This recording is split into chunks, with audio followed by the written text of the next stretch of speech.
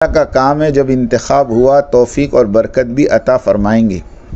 الحاج بھائی یامین صاحب نے ہمیں اس فیصلے کی کارگزاری اس طرح سنائی۔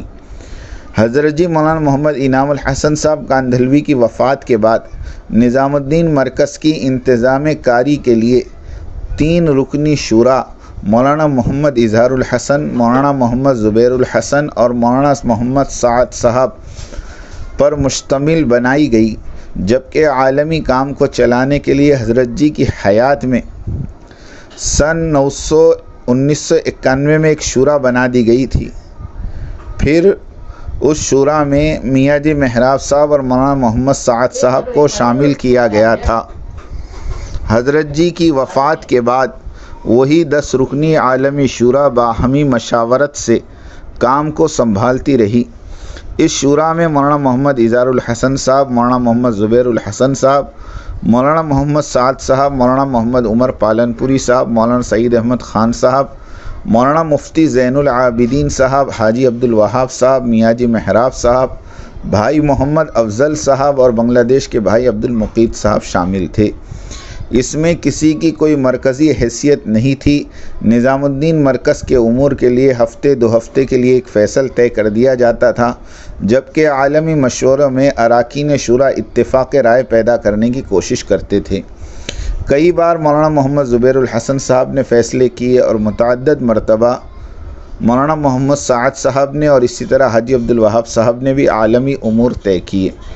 اس لیے یہ تاثر بہرحال ٹھیک نہیں ہے کہ ابتدائی طور پر مولانا محمد زبیر الحسن کاندھلوی امیر بن گئے تھے، پھر شورا بنائی گئی۔ یہ بات حضرت مولانا محمد انعام الحسن صاحب کاندھلوی کی وفات کے بعد بھی بعض لکھنے والوں نے لکھی تھی، جبکہ اس سے پہلے حضرت مولانا محمد یوسف صاحب کاندھلوی کی وفات کے بعد کچھ لوگوں نے اس بات کو ہوا دینے کی کوشش کی تھی۔